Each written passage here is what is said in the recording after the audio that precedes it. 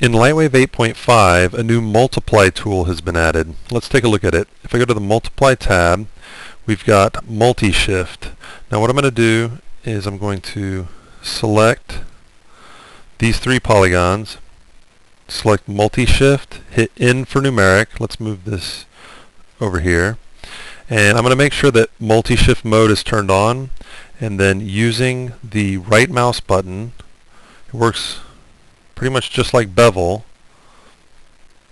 and as you can see it's got these blue outlines on the polygons. Well, what that allows me to do is I've shifted 5 times. It tells me that my current shift that I have selected is the 5th shift, and I'm going to move this slider down to shift 3, and then with the left mouse button I can go and then edit that.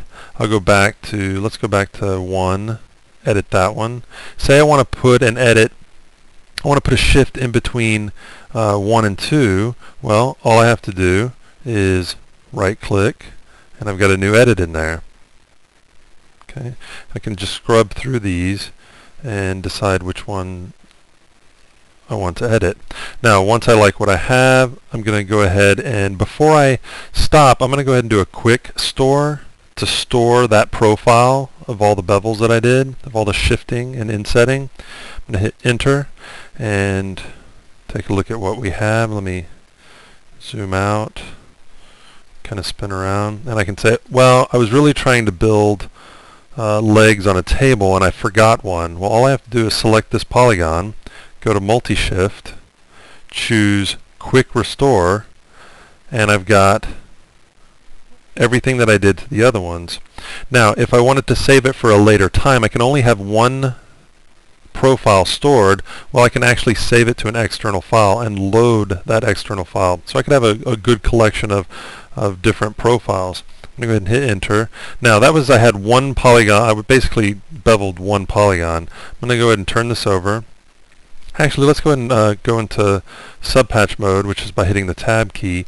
And this time, I'm going to select a cross shape. I'm going to select these 5 polygons, hit multi-shift. Let's do the quick restore, and it uses the same profile, so it doesn't have to be the same polygon count, which is pretty useful.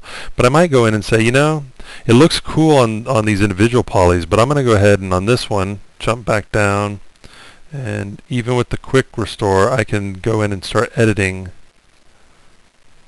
the settings. So let's come over here. And then I can say, well, I really want to add another profile. There we go.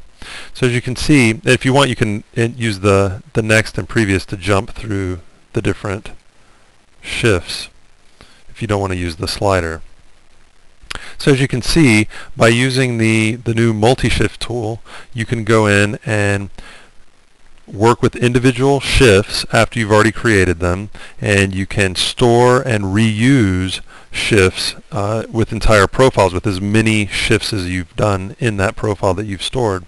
Those are just a few of the settings on this Multishift tool, and I think you'll find it pretty useful.